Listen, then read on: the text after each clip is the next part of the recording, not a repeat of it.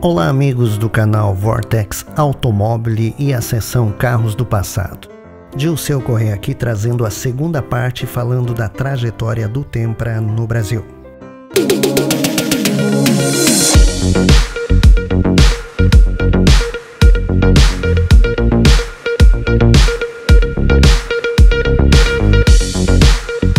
Antes mesmo que o Tempra fosse lançado no mercado europeu, já corria por aqui a notícia de que ele seria o primeiro modelo médio da Fiat brasileira. A marca de Betim, Minas Gerais, não fabricava um modelo superior à linha Uno desde 1996, quando o Alfa Romeo 2300 saiu de produção.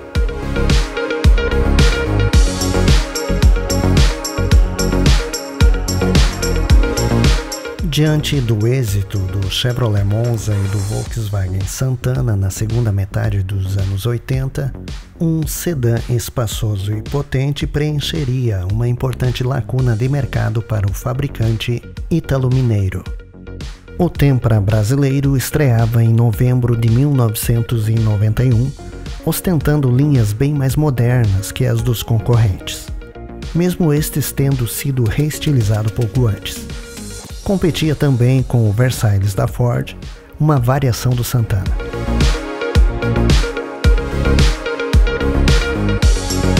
As duas versões de acabamento, a mais luxuosa, ouro, e a básica, a que o mercado convencionaria chamar de prata, vinham com 4 portas e motor de 2 litros. Era um carro nacional 100% inédito, o que há muito o mercado não via. Modelos como Uno e Chevrolet Cadete haviam aproveitado conjuntos mecânicos de seus antecessores, o 147 e o Monza. O estilo era o seu destaque. Detalhes como as portas avançando sobre o teto, capô que ocultava em parte os limpadores de para-brisa e vidros rentes à carroceria contribuíam para a melhor aerodinâmica. Embora o CX do modelo nacional, que era de 0,32, fosse pior que a do italiano pela maior altura de rodagem. Ele exibia desenho próprio também aos retrovisores e no alojamento da placa traseira. Além disso, o modelo brasileiro não tinha repetidores laterais das luzes de direção nos paralamas, limpador do vidro traseiro ou opção de painel digital.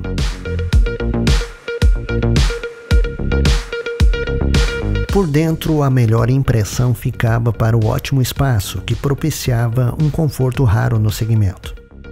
A posição de dirigir elevada era típica dos Fiats, agora com regulagem de altura do volante de 4 raios e do apoio lombar do encosto.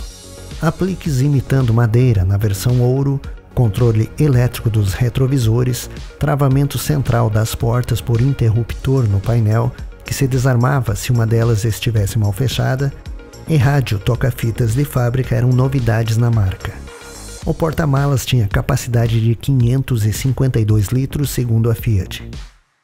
Havia recursos interessantes, como o sistema de renovação de ar do habitáculo, que o extraía atrás do para-choque traseiro, razão para a saída de escapamento voltada para a esquerda, e os limpadores de para-brisa, nos quais apenas a borracha das palhetas era substituída. Para absorver ruídos dentro das colunas dianteiras e traseiras, vinha uma massa de poliuretano expandido, solução inédita no Brasil. A versão ouro trazia iluminação na chave e no parasol do passageiro, retrovisor interno fotocrômico e apoios de braço para o motorista e no centro do banco traseiro. No porta-luvas vinha uma lanterna a ser conectada ao acendedor de cigarros. Apesar de muito parecido ao italiano em desenho, o Tempra nacional era bem diferente do ponto de vista técnico. Talvez por problemas de resistência da suspensão original, talvez pelo fator custo, o nosso combinava a arquitetura básica do Regata feito na Argentina, com estrutura reforçada e novas suspensões, sendo a traseira pelo mesmo conceito McPherson da dianteira. Pneus de perfil mais alto, 185/65 ou 195/60, sempre com rodas de 14 polegadas, contribuíam para maior altura livre do solo. Ele era também nosso primeiro Fiat com um raio de rolagem negativo e duplo circuito de freios em diagonal, que só chegariam aos modelos menores como o Palio em 1996. Uma desvantagem diante do europeu era que o banco traseiro não podia ser rebatido. A exemplo da Ford, que fizera aqui seu Verona sem esse recurso presente no Orion alemão, a Fiat deixava passar a oportunidade de introduzir essa grande conveniência num sedã nacional, primazia que coube ao Chevrolet Ômega um ano depois.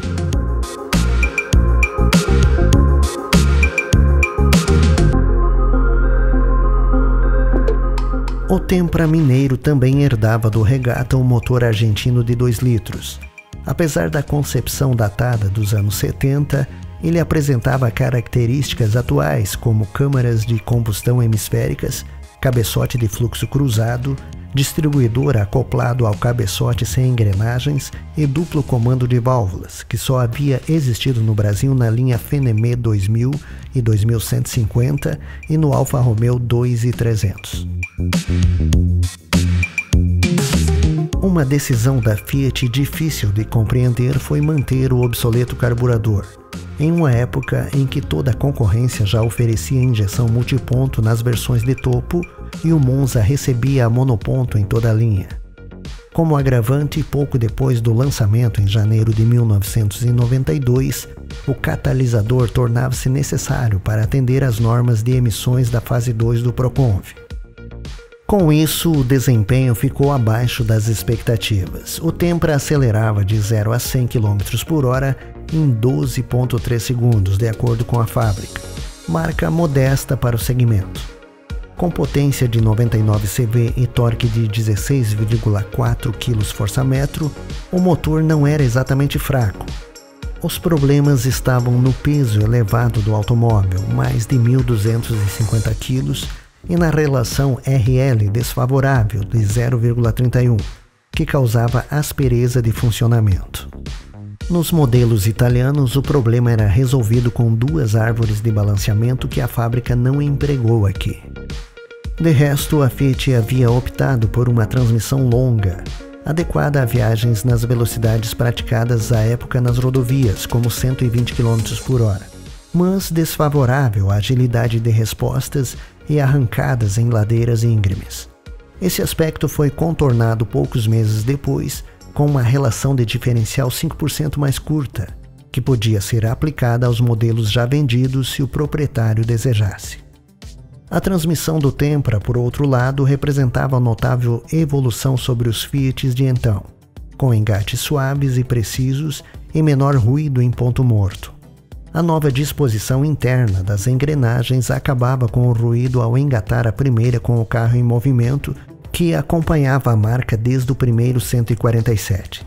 Assim como o motor, a caixa era trazida da Argentina, o que explicava em parte o baixo índice de nacionalização de 35% na fase de lançamento.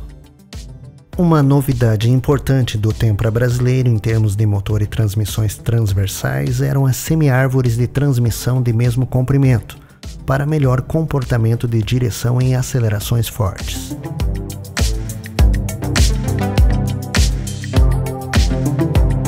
Tivemos aí então a segunda parte da história do Tempra no Brasil.